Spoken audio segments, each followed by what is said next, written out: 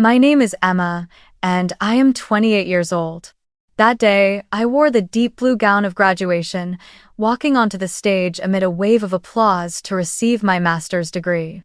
It should have been the happiest day of my life, the day when years of effort were finally rewarded, the day I believed my life would turn to a new, brighter chapter. But only a few minutes after I left the stage, my world suddenly collapsed. I received devastating news. Aunt Violet, the woman who had raised me, protected me since I was 13, the only person I could truly call family, had died in an accident on her way to attend my graduation. My heart shattered into pieces. The joy had not even settled before it was cut short by unbearable grief. A few days later, I found myself sitting in a luxurious room where Aunt Violet's will was to be read. The golden light reflected against the paneled wooden walls, and the heavy silence pressed down on everyone present. I was still struggling to recover when the door swung open. Walking in were the very faces I thought I would never have to see again, my biological parents. They had disappeared from my life for 15 years, abandoning me when I was still a trembling child in an empty house. And yet here they were now, striding in with false composure, taking their seats, forcing a smile, and calmly declaring to the lawyer, "We are Emma's legal guardians. We are responsible for her." Responsible? Those words pierced through me like a knife. I looked straight at them, and a flood of emotions rushed through me, hatred, fear, and long-buried memories resurfacing. But in that moment, I realized I was no longer the abandoned child I once was. I drew in a deep breath and reminded myself, this time, I will not step back, I will face them. Before I continue, I want to pause for a moment to ask you, the one listening to my story, where are you watching from today? Because I believe that somewhere out there, many others still carry wounds inflicted by their own families, just as I do. I remember my childhood as clearly as if it were yesterday, even though I tried countless times to bury it deep in my memory. My father was a gambling addict, able to sit for hours at the betting table without a thought for his family. Whatever little money we had never made it to the dinner table, it was thrown away in games of chance, in cards, in numbers, leaving us with nothing but empty pockets. He often came home drunk, his eyes bloodshot, his breath reeking of alcohol, and whenever he lost, his rage would pour down on me and my mother. My mother, on the other hand, was never truly stable. Some days she was gentle and lucid, holding me close, whispering that I was her greatest love. But only days later, she would turn into a stranger, muttering incoherently, yelling, or locking herself in her room for hours on end. I understood early on that my childhood would never be like the neighborhood children's, who were taken to the park by their parents or lovingly walked to school. When I was 13, everything ended. That day, I came home from school as usual. Our small, worn-down house at the end of the quiet street felt strangely still. The front door was left ajar, and the living room was silent. I called out, "Mom, Dad," over and over, but only hollow echoes answered me. On the table lay a single piece of paper, its scrawled message cold and final. "We can't raise you anymore. Take care of yourself." Just a handful of words, no explanation, no goodbye. My heart dropped into a void. I stood frozen, trembling as I held that note, tears streaming down my face. That night, I curled up in the corner of the room, listening to the howling wind outside the window, the creaking of the house pressing down on me like it wanted to swallow me whole. I can still remember the suffocating fear, the feeling that the entire world had abandoned me. The 3 days that followed were the longest of my life. There was no food left in the house, the refrigerator was empty, and I survived only by drinking water. I wandered around aimlessly, stomach gnawing with hunger, vision blurring from exhaustion. I was too afraid to step outside, too afraid that people would discover I had been abandoned, too afraid to face their pitying stares. At night, I lay on the sagging bed, listening to the growl of my stomach and soaking my pillow with tears. I kept asking myself, why me? What did I do wrong to be left like this? By the third day, the neighbors began to notice. Mrs. Marlene, the elderly woman who lived next door, knocked on the door and called for me, but I was too scared to answer. She heard me crying and grew concerned, gathering a few others. Eventually, they contacted the authorities. I was taken out of that house and placed on a worn wooden bench in the social services office, clutching tightly to an old notebook, the only thing I managed to bring with me. I remember the unfamiliar eyes of the social workers, filled with both pity and helplessness. In that moment, I felt like a forgotten object, something no one truly wanted to claim. The pain of that abandonment did not end with those 3 days of hunger. It left a scar etched deep within me, one that never fully healed. Every time I heard a child calling, "Mom," in the street, my chest tightened. Every time I saw a father holding his child's hand at the grocery store, I lowered my head and hurried away, fighting back tears. I grew up with the constant feeling that I was unwanted, an extra child, one that even my own parents did not care enough to keep. There were nights when I dreamed of chasing after my parents' shadows on a long, endless road. I called out until my voice was hoarse, but they never turned back, only walked farther and farther away until they vanished. I would wake up drenched in sweat, my throat tight with grief. I knew then that memory would never fade. It became a part of me, a part that made me both weaker and stronger. Weaker, because I always longed for love but could never truly trust it. Stronger, because from that moment on, I knew survival depended on no one but myself. That was the first climax of my life, a 13-year-old child abandoned in a cold house, with no food, no embrace, no promise of return. That wound followed me through every step of my journey, shaping the way I viewed life, the way I faced pain, and the way I searched for meaning. I was no longer the trembling child curled up in the corner, but I could never forget that feeling, the feeling of being cut off by my own parents, as if I had never existed at all. I met Aunt Violet for the first time on a gloomy afternoon at the social services office. I was nothing more than a frail child then, with dark circles under my eyes from countless sleepless nights, messy hair, and wrinkled clothes. I sat silently in the corner of the chair, clutching my old notebook tightly, too afraid to look at anyone. Then the door opened, and a woman walked in. She carried herself with elegance, her hair neatly curled, a refined leather bag in her hand. Her eyes, sharp yet shadowed with a sadness I could not yet understand, landed on me. I heard the social worker introduce her. "This is Violet, your aunt. She has agreed to take custody of you." At that moment, all I felt was strangeness and fear. I had believed no one would ever want me, and yet, there was someone. The first days living with Aunt Violet were truly difficult. She was an independent woman, experienced and deeply scarred by her own past. I heard from neighbors that she had once had a successful husband, but he betrayed her and left for another woman. Since then, she lived alone in her large lakeside house, pouring her energy into building her own business. She had no children and seemed to have no intention of remarrying. Perhaps that was why, when I entered her life, she still kept her distance and her strictness. I still remember those first mornings so clearly. Aunt Violet would wake me up on time and make me tidy my bed, folding the blanket neatly.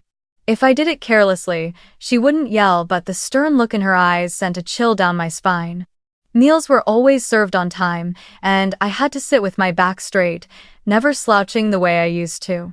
I felt afraid, distant, sometimes even as though I were being tested. I often cried quietly in my room, wondering if she truly cared for me or if she had only taken me in out of obligation. But as time passed, I began to realize something. Her strictness was not meant to push me away, but to teach me discipline. She didn't embrace me the way mothers often do, but she cared for me in her own way. When I had stomach pains, she didn't speak sweet words. She simply placed medicine and a glass of warm water on the table. When I woke terrified from nightmares, she didn't soothe me with promises. Instead, she turned on the light and sat nearby reading until I fell asleep again.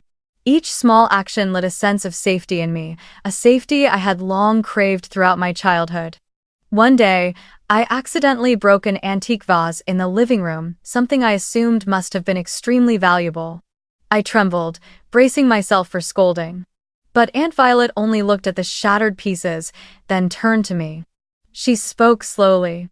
Objects can be lost, money can be lost, but dignity is something no one can take from you unless you give it up yourself. Never trade away your self-respect, Emma. Her words etched themselves deep into my heart like a vow.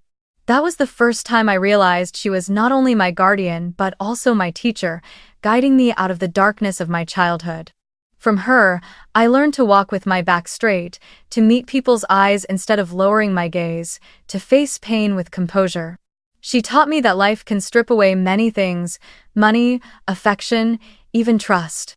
But as long as I held on to my dignity, I could still stand tall. Aunt Violet became the role model I admired most. She was not only successful in business, running a chain of small but steadily growing companies, but she also lived a free life, dependent on no one. She had been betrayed, she had endured loss, but she never collapsed. Instead, she rebuilt her life from the ashes, and it was that resilience that she passed on to me. I saw in her the woman I wanted to become: independent, proud, unwilling to let anyone else define her worth. Living with Aunt Violet, I gradually learned to walk more firmly through life. She didn't just teach me about dignity, she encouraged me to pursue knowledge. She said, "Knowledge is something no one can ever take away from you. Once you have it, you'll have the power to decide your own fate." And so I threw myself into studying with all the strength I had. In high school, I was always among the top students. I applied for scholarships to ease her burden, and that sense of independence filled me with pride. I joined social activities, supporting underprivileged children, as a way to give back some of the love I had once been deprived of. Even so, my path to growing up was far from smooth. At school, there were still whispers, still prying eyes. Some classmates knew about my past, and they would whisper, "That girl was abandoned by her parents." Then they would snicker, looking at me as if I were some strange creature.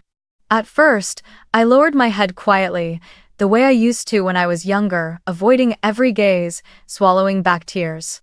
But each time I felt weak, I remembered Aunt Violet's stern eyes and the words she had once taught me.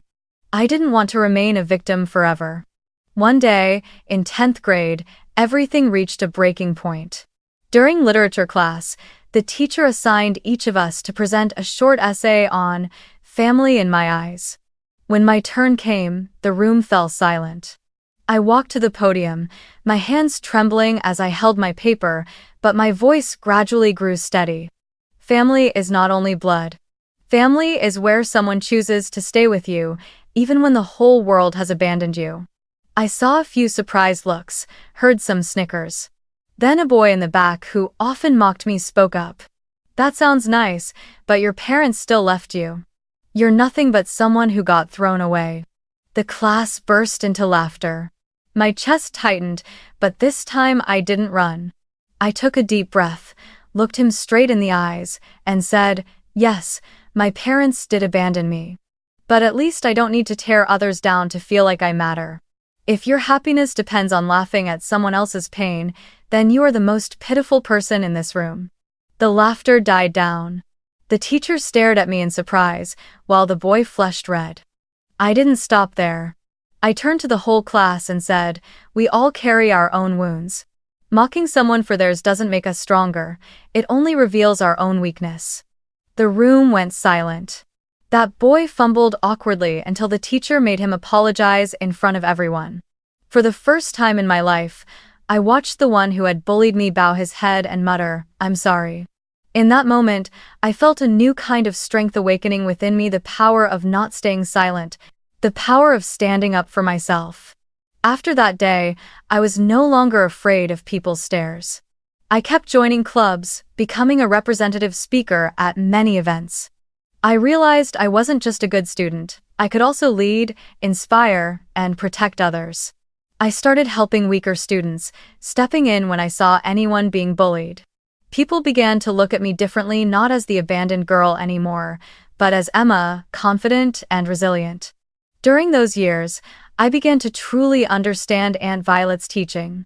Dignity is more important than anything else. I could not change the past, I could not force my parents to come back and love me. But I could choose how to live so that no one would define me by my old wounds.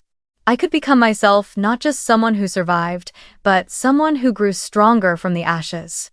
When I entered college, I earned a full scholarship.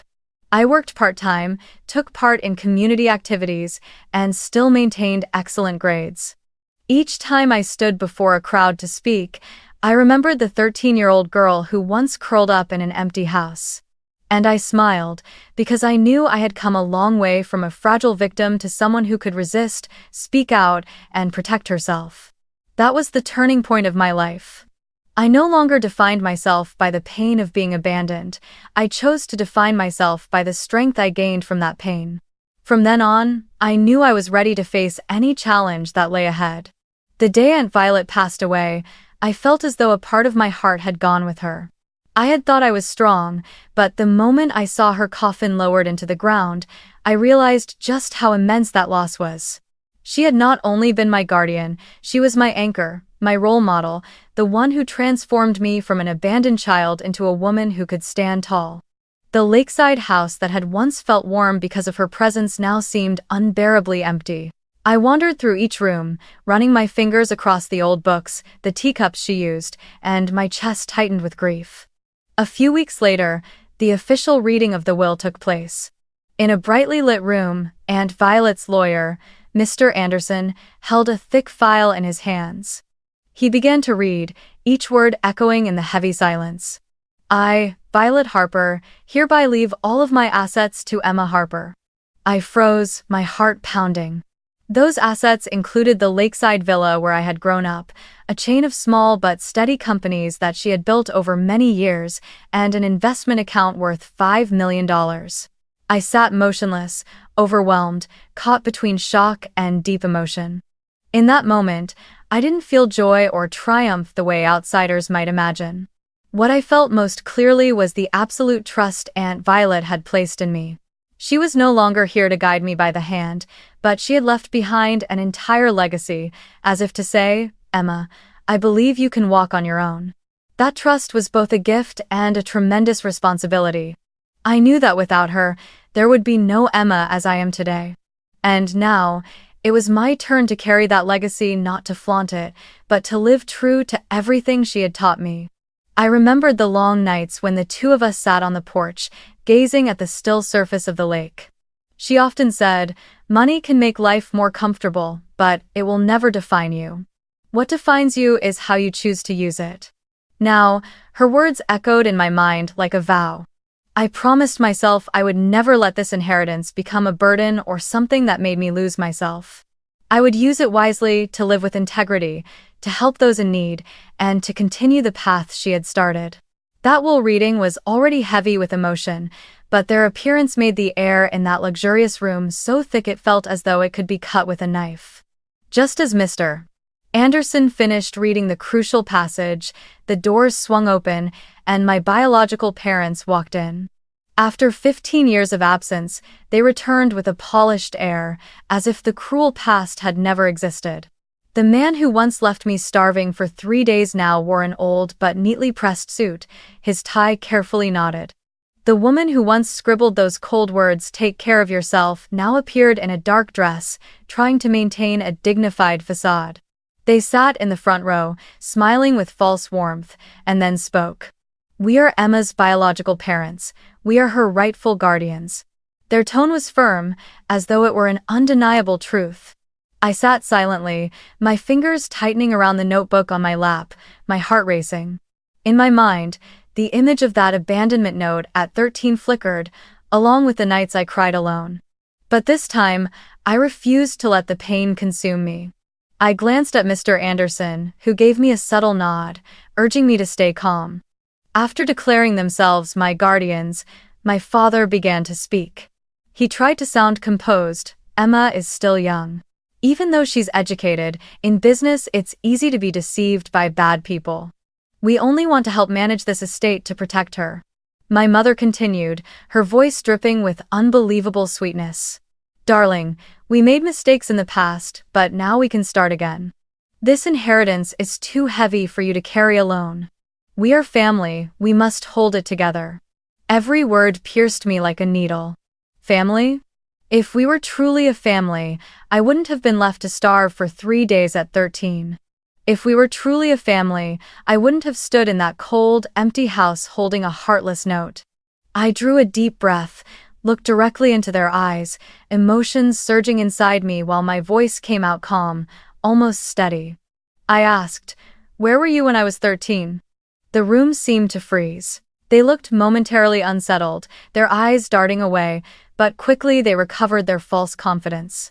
My father cleared his throat and said, "Back then, times were hard. You don't understand. We suffered too." I let out a dry laugh. "Suffered so much that you left a child alone in an empty house for 3 days without food? Suffered so much that the neighbors had to call the authorities to save me? If that was love, then I would rather have none." Mr. Anderson, the lawyer, sat silently, but I knew he was noting every word. I also noticed the staff from Aunt Violet's company, those who had known her well, casting doubtful glances at my parents. No matter how hard they tried to paint over the past, the truth could not be hidden forever. My mother changed her tone, almost as if she were performing. "Emma, I know you're angry, but we are still bound by blood. No one can replace your parents. You may resent us, but don't throw away the chance to heal this bond." I replied firmly. "Blood doesn't equal family. The one who raised me, taught me, protected me, was Aunt Violet, not you." My father's brow furrowed, his voice sharper now. "Talking like that is unfilial. You have wealth now, you must think of family." I lifted my head high. Family is not an excuse for exploitation. This inheritance was left to me by Aunt Violet because she trusted me. It's not a reward for those who abandoned me. I will protect it, just as I will protect the dignity she taught me. They fell silent for a few seconds before turning to the lawyer, trying to apply pressure. "We have rights, we are her parents." But Mr. Anderson answered calmly. "The will has been legally validated. Emma's inheritance rights are absolute. If you wish to contest, we will settle it in court." His words cut through the room like a blade, and I saw their faces pale. Sitting there, I no longer felt like the child trembling in an abandoned house. I felt like a grown woman, confronting her past without fear. I had waited 15 years for this moment, the moment I could look them in the eyes and not flinch. I knew the fight was far from over, that they would not give up their ambitions easily. But I also knew that this time, I had the strength to face them, to fight back, and to protect what was mine. After the tense will reading, I thought my parents would back down, but they didn't surrender so easily. A few days later, my mother called. Her voice was dripping with false sweetness. "Emma, we know we upset you that day. But we should sit down, talk as a family. At least give us one dinner to explain." I paused for a few seconds, then agreed. Not because I trusted them, but because I wanted to hear the truth from their own mouths. I also wanted to see what tricks they planned to play. Before leaving, I quietly activated the recording app on my phone and slipped it into my coat pocket. Aunt Violet had always taught me, don't just listen to words, keep evidence. We met at an Italian restaurant downtown. The golden lights glowed warmly, the soft sound of piano filled the air, but inside me was only coldness. They had arrived early, sitting at a two-person table, and when they saw me, they waved eagerly like doting parents. I sat down, keeping my face calm. The waiter brought wine, and the so-called reunion began. My mother spoke first, her eyes glistening with tears. "Emma, I'm sorry, we were foolish back then. I've never stopped thinking about you." I stared straight at her. "If you really thought about me, why not a single letter, not one phone call in 15 years? She froze, then quickly shifted into justification. "We were struggling. Your father was lost in gambling. I was sick. There was no other way." I pressed my lips together and said nothing. My father cut in, tapping his wine glass as if to clear the tension. "But things are different now. You're grown, you have wealth, a career. We only want to support you. Don't carry the burden alone." I narrowed my eyes. "Support me how?" He glanced quickly at my mother before answering. "We could co-manage the estate, put our names on the company, on the deed to the house. That way it will be safer for you. You're still young, Easy to be misled.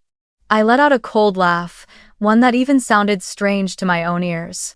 Safe for me or for your debts? The air froze instantly. They exchanged uneasy glances before my mother rushed to fill the silence. Emma, we really are struggling. The bank is pressing us, creditors are coming after us. If you could just lend us a portion, just a little, everything would be fine. My father added, yes, think of it as helping family. After all, we are blood. I nodded slowly, pretending to consider, while my hand brushed against the phone under the table, confirming the recording was still running. Then I began asking careful questions. If you truly loved me, then why did you leave me back then? Was debt more important than a child? My mother sighed, her eyes darting away. You don't understand, we had to make a difficult choice.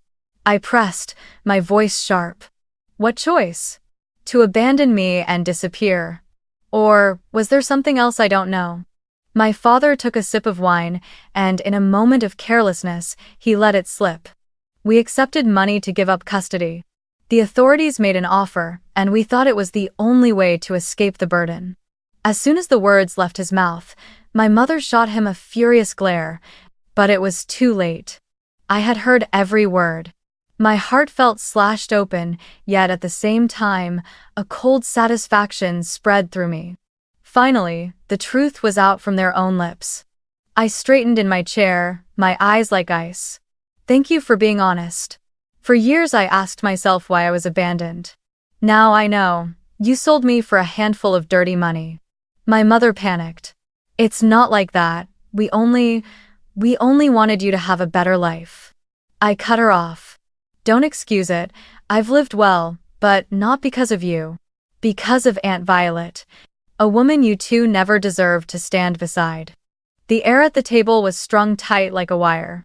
A waiter approached to refill water, then sensed the tension and quickly retreated in silence. I stood, looking straight at them. I came here for the truth, and now I have it. From this day forward, stop pretending. Don't use the word family to trap me. My family died the day you signed away your right to be parents. I walked out, leaving behind two pale, stunned faces. In my coat pocket, the phone was still running, recording every confession. That would be the evidence for what I knew was coming. This time, I was no longer the victim. I was the one in control, the one who would drag the truth into the light. And I knew the real battle had only just begun. I thought after that tense dinner my parents might back down. But I was wrong. A few weeks later, I received a notice from the court. They had hired a lawyer and officially filed a petition to claim a share of the inheritance. In the documents, they claimed to be my legal guardians, arguing that I was still young and inexperienced, and that such a large estate required joint management by my biological parents. Attached were fabricated papers presented as evidence, statements claiming they had supported me, even forged emails suggesting I had requested them to be co-owners of the company and the property. I sat in my office, my hands trembling as I read each page, but then I steadied myself. I knew this was the moment to use everything Aunt Violet had taught me, to keep my dignity, but also to protect myself with reason and proof. The very next morning, I went straight to Mr. Anderson. He glanced at the stack of forged papers my parents had submitted and shook his head slightly. Clumsy tactics, he said, but without counter-evidence, they can still stir up trouble. Don't worry, we'll fight back. We began gathering documents. I contacted social services, the very agency that had rescued me from that abandoned house when I was 13. They still kept the full record, the neighbor's report, the official statement confirming that my parents had relinquished custody. Most important of all, there was a document clearly stating that they had signed to accept a financial payment in exchange for permanently terminating their parental rights. Those cold words were the very proof of the truth they had tried to bury. We didn't stop there. We traced the old banking transactions, confirming the exact sum they had received. I also submitted the recording from that dinner, capturing my father's own slip. We accepted money to give up custody. On top of that, Anderson had a tech expert analyze the forged emails they provided. The result was undeniable. All of them had been created from an address opened just a few months ago, with the IP address tracing directly back to their current apartment. On the day of the trial, I sat in the courtroom, my heart pounding but my eyes calm. My parents entered with their heads high, as if they were the true victims. Their lawyer droned on, insisting that they only wanted to protect me from business manipulation, that as biological parents, they had a natural right. I sat quietly, letting them perform their play. Then it was Mr. Anderson's turn. His voice was steady, precise. One by one, he laid out the evidence. First came the social services file, detailing how my parents had abandoned me at 13. The courtroom fell utterly silent as the report was read aloud. The child was left alone for 3 days without food, the neighbors contacted authorities, the parents signed to relinquish custody. I watched their faces turn pale. Next, Anderson presented the bank records, proving they had received money in exchange for signing away their parental rights. Then he played the recording from the dinner. My father's voice echoed through the speakers, clear as day. We accepted money to give up custody. Murmurs rippled through the courtroom.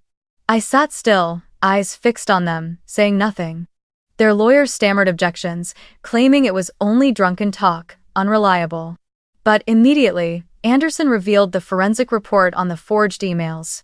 The technical evidence showed they had been sent from their very own apartment, time-stamped to the exact dates. There was no escape. Finally, the prosecutor stood. His voice rang sharp and firm. Based on irrefutable evidence, the court recognizes not only the false inheritance claim, but also the use of forged documents and emails to seize assets. This constitutes property fraud. Those words echoed through the courtroom. I felt my whole body tremble, not with fear, but with the overwhelming weight of truth finally brought into the light. I looked at my parents. They sat frozen, faces pale, lips trembling without a sound. The man who once screamed in my face that I was a burden, the woman who once abandoned me with a cold note saying, "Take care of yourself," now they shook in the courtroom, unable to hold on to their arrogance. I didn't feel joy or triumph, only a deep, quiet sorrow. But at the same time, I felt a release. For the first time in 15 years, the truth had been spoken openly, and I was no longer a silenced victim. The trial ended with victory clearly on my side. The estate remained mine, exactly as Aunt Violet's will had stated. My parents now faced charges of document forgery and property fraud. As I left the courtroom, many people came to shake my hand, congratulating me, telling me they admired my courage. But inside me, the only words echoing were Aunt Violet's. Money can be lost, but dignity can never be taken. That day, I had kept my dignity intact, and I had kept my promise to her. I thought that after such a humiliating defeat in court, they would vanish from my life, at least for a long while. But people like my parents never let go so easily. Just days after the verdict, while the news of the case was still running in local papers, they appeared at the doorstep of my home, the lakeside villa Aunt Violet had left me. At first, I only saw their figures from a distance, but soon came the pounding, relentless and violent, as if they meant to break the heavy wooden door down. I stood in the living room, watching their faces on the camera screen mounted by the door. Their expressions were twisted with fury. My mother screamed, her shrill voice cutting through the air. "Emma, open this door right now. We need to talk. You owe your parents an explanation." My father slammed his fists against the door, shouting, "Don't think winning in court means it's over. You're still my daughter, you can't escape us." His voice was thick with alcohol, his bloodshot eyes like a cornered beast. But this time, I didn't tremble, didn't curl up in fear like that 13-year-old child I once was. I was ready. After the trial, I had anticipated they might try to pressure me again. I had hired a team to install surveillance cameras around the property, from the gate to every corner of the yard. I had also spoken with the local police, explaining the risk of harassment, and they had agreed to keep discreet watch nearby, ready if needed. Everything was part of my plan, not for revenge, but to protect my own peace. The pounding grew louder, curses echoing through the garden. I switched on the external speaker, my voice calm as it carried out. If you do not leave immediately, I will call the police. Everything you do is being recorded." My words only made my mother shriek louder. "How dare you treat your own parents this way? Ungrateful child, you owe us, we gave you life, and you took everything." I gave a cold smile and answered simply, "The one who gave me life was Aunt Violet, the woman who raised me and taught me. The two of you sold me off 15 years ago. Since then, we have had no ties." They didn't listen. They began pounding harder, and my father even threw his weight against the door. But everything was already part of my plan. Within minutes, 2 police officers arrived, red and blue lights flashing outside the gate. They ordered my parents to stop immediately, but the 2 of them kept screaming, insisting that because I was their biological child, they had rights. Those words, of course, only made the officers more firm. Every detail was captured clearly by the security cameras, from the pounding fists on the door to the threats they shouted. I stood behind the curtain, watching it all with a strange sense of detachment. There was no fear, no sorrow. Instead, I felt a calmness mixed with a quiet satisfaction. For years, they had forced me to live in shadows, to cry alone, to carry the shame of abandonment. But today, they themselves were exposing their true faces before the law, and before the daughter they had once thrown away. The police quickly took control of the situation. They documented the incident, ordered my parents to leave the property immediately, and filed a report for harassment and trespassing. I handed over all the footage from the cameras, along with the audio files from the security system. One officer turned to me and said firmly, "Rest assured, everything that happened today will be kept as evidence. If they return, a restraining order will be issued at once." I nodded, a weight lifting from my chest. As they were escorted out of the garden, I saw my father glance back, his eyes filled with both rage and helplessness. My mother, meanwhile, continued to scream, calling me a traitor, an ungrateful child. But her words carried no weight anymore. I had heard enough of them in the past, and now they were nothing more than empty echoes. When the gate closed, restoring the quiet of the lakeside villa, I sat on the sofa and closed my eyes. I didn't feel the thrill of revenge, but a deeper joy. For the first time in my life, I was in full control against those who had once hurt me. I was no longer the child curled up in a dark house, but a grown woman who knew how to protect herself and set boundaries. That day became a milestone in my journey.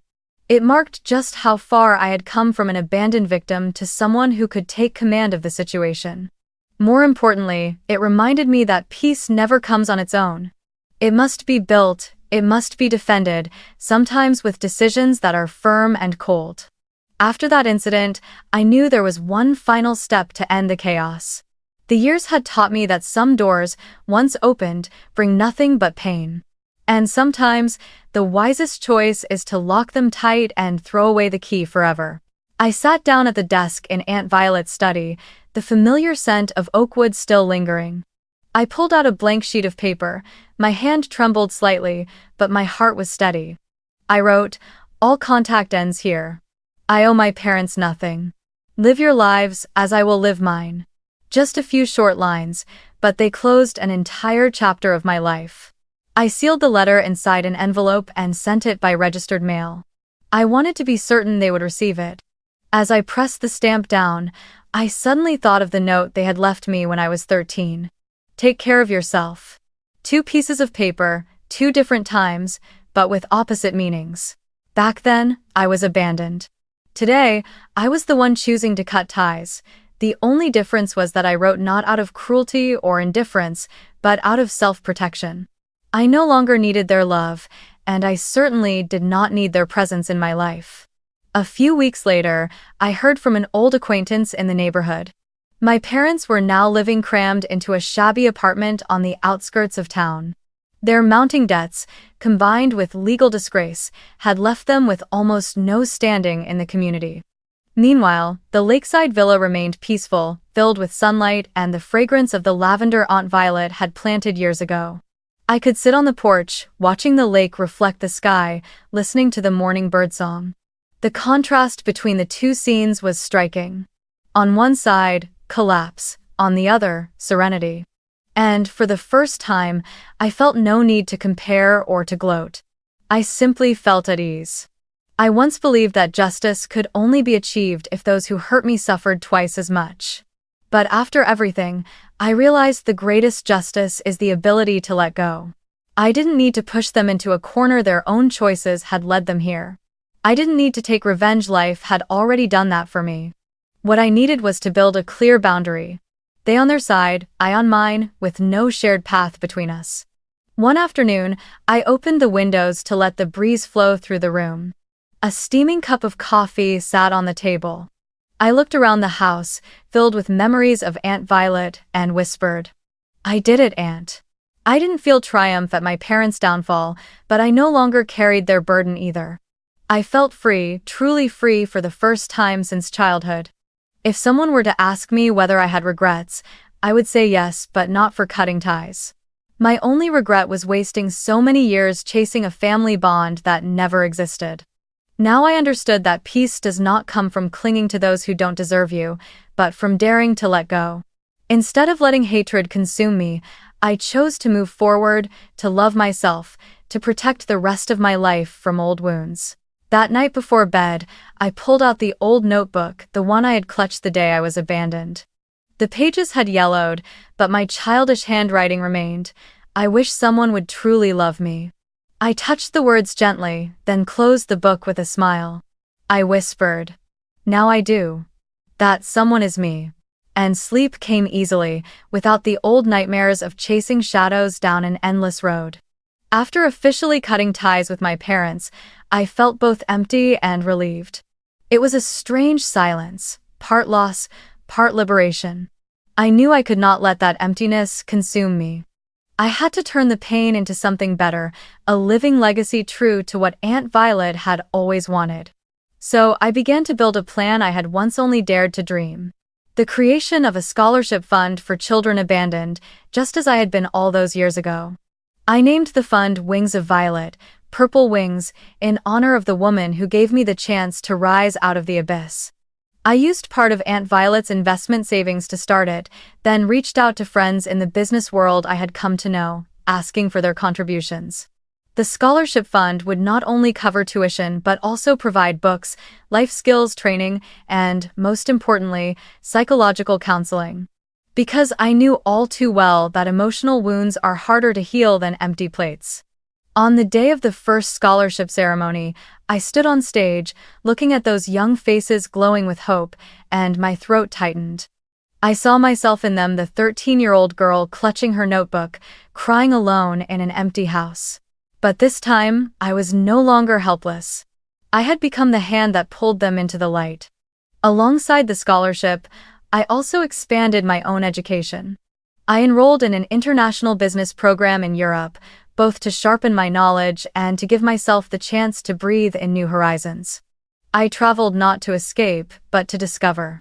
From the glittering streets of Paris to the calm of Kyoto, from the bustling avenues of New York to the lavender fields of Provence, each place I stepped into gave me a new piece of life. I wrote down my experiences as if keeping a diary of growth.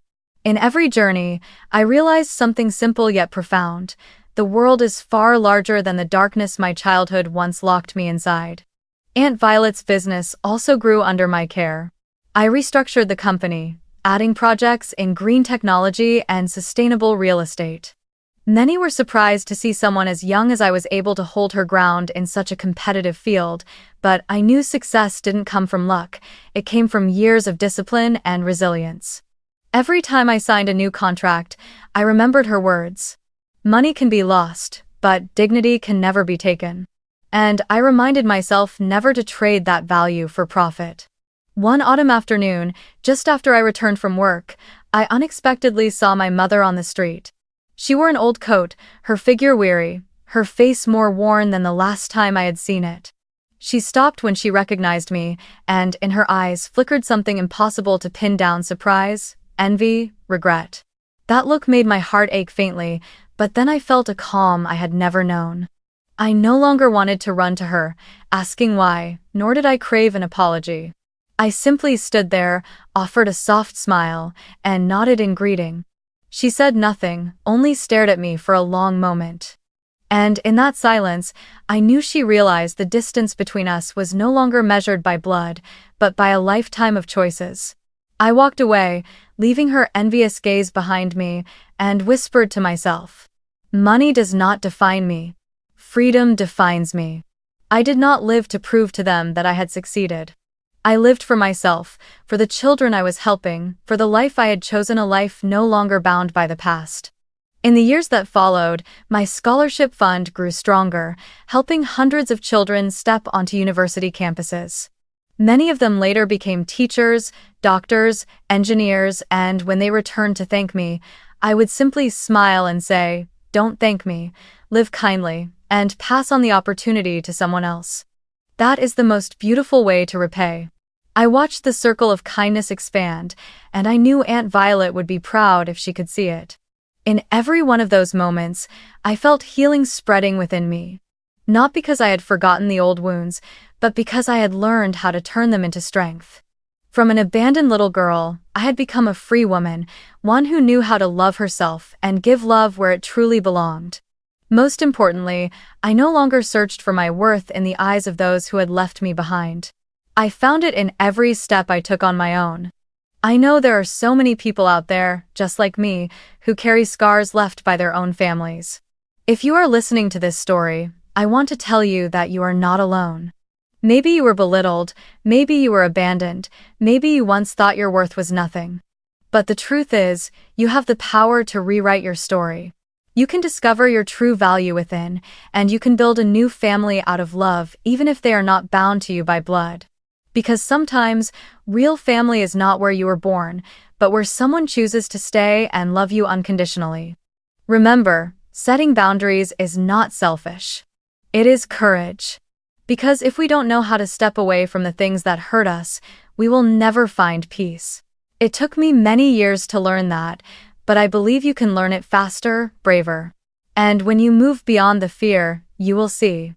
This world is vast, and your heart deserves healthy love and freedom.